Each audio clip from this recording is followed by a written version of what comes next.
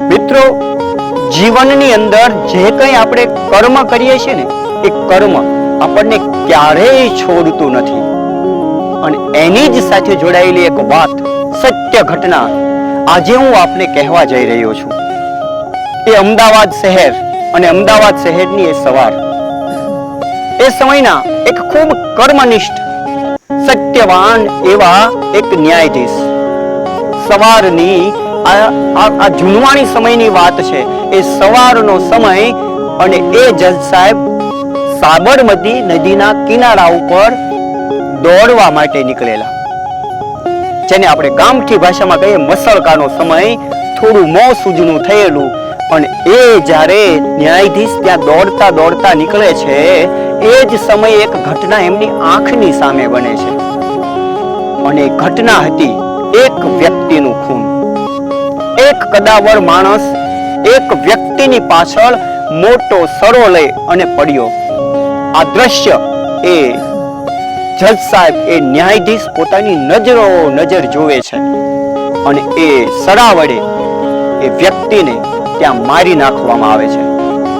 એ મારનાર વ્યક્તિ જે છે એને રૂબરૂ જોનાર એ ન્યાયાધીશ પોતે હતા. આ દ્રશ્ય જોયા પછી એ જે જજ સાહેબ હતા એ પોતાના ઘરે આવ્યા.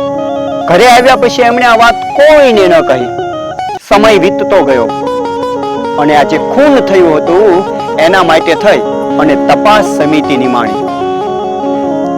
તમામ પ્રકારના તપાસ, ગવાહો અને એની સાથે જે કેસની અંદર અલગ અલગ પુરાવાઓ સાથે 6 મહિના પછી એક વ્યક્તિને પકડવામાં આવ્યો. અને એ વ્યક્તિને ન્યાયાધીશની સામે કોર્ટની અંદર હાજર કરવામાં આવ્યો. એ જ ન્યાયાધીશ હતા કે જેણે રૂબરૂમાં આ ખૂનને થતા જોયું હતું.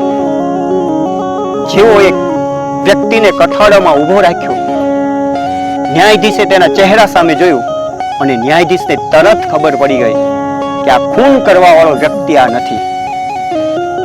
પણ એટલા બધા મજબૂત પુરાવાઓ હતા, એટલા બધા ગવાહો હતા યોગ્ય કે જેના કારણે ન છૂટકે મને પણ એ સત્યનિષ્ઠ ન્યાયાધીશે નજરે જોયેલી આ ઘટનાને, પુરાવાઓને કારણે જે વ્યક્તિ નિર્દોષ હોવા છતાં તેને દોષી જાહેર કરવો પડ્યો અને ફાંસીની સજા સુનાવવામાં આવી. એક નિર્દોષ વ્યક્તિને ફાંસી આપવામાં આવી. અને એના કારણે જ્યારે આ કેસને પતાવીને પોતાની ઓફિસમાં ન્યાયાધીશ જાય છે ને, ત્યારે એના આત્માને ખૂબ દુઃખ થાય છે. એ ખુરશી ઉપર પાણી પીને બેસે છે અને એક હાશકારા સાથે પોતાના આત્માને પૂછે છે કે આજ કેમ મારાથી આવું થયું. પણ ત્યારે એ જજ સાહેબનો જે આત્મા છે ને, એ એને અંદરથી કંઈક કહે છે કે આની અંદર કંઈક તો સત્યતા પડી હશે, કંઈક તો એની અંદર કર્મનો સિદ્ધાંત જોડાયેલો હશે. અને આ બાબત ના એક સાંત્વના સાથે જે જજ સાહેબ છે એ પોતાની ઓફિસમાંથી બહાર નીકળે છે. એ જ વખતે જે વ્યક્તિ છે, જે દોષિત ઠેરવવામાં આવ્યો છે, એ વ્યક્તિને પોલીસ ત્યાંથી લઈને નીકળે છે. જજ સાહેબ પોલીસને વિનંતી કરે છે કે થોડી વાર મારે એકાંતમાં આ વ્યક્તિને મળવું છે. કે પોલીસ આ દોષીને એક રૂમની અંદર જજ સાહેબને મળવા માટે એમની ઓફિસમાં મોકલે છે.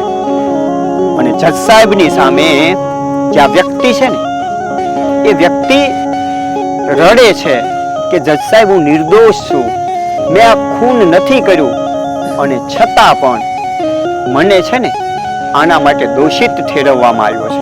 જજ સાહેબ તેમની ઓફિસમાં પૂછે છે કે કદાચ હું ખોટો હોઉં પણ તારું કર્મ ખોટું નહીં હોય. ભલે તને હવે ફાંસીની સજા તો મળી જ ચૂકી છે, પણ તું મને એક વાત, સત્ય વાત કહે કે હકીકતમાં તે કંઈક આવા જ ખૂન સાથે જોડાયેલું કર્મ તો પહેલા કરેલું જ હશે. ત્યારે રડતા રડતા એ જે વ્યક્તિ હતો ને, વ્યક્તિએ કહ્યું કે હા સાહેબ, આ પહેલા મેં 2 ખૂન કરેલા છે અને બંને ખૂન વખતે હું મારા પૈસાના જોરથી, મારા લાગવગના જોરથી અને મારા પહોંચના કારણે હું નિર્દોષ જાહેર થયો હતો જજ સાહેબ.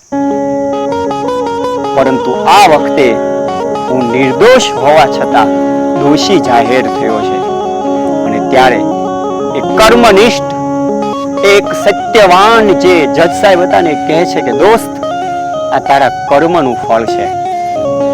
કર્મ છે ને એ ક્યારેય કોઈને છોડતું નથી. થોડી વાર આપણને એમ લાગે કે આપણે કરેલા પાપમાંથી, કરેલા કર્મમાંથી છૂટી ગયા, પણ એ કર્મ છે ને એ જન્મ જન્માંતર તમારો પીછો કરે છે અને કર્મનો બદલો તો આપવો જ પડે છે. આ જીવનની અને આ જે સૃષ્ટિ છે ને એ સૃષ્ટિની વાસ્તવિકતા છે.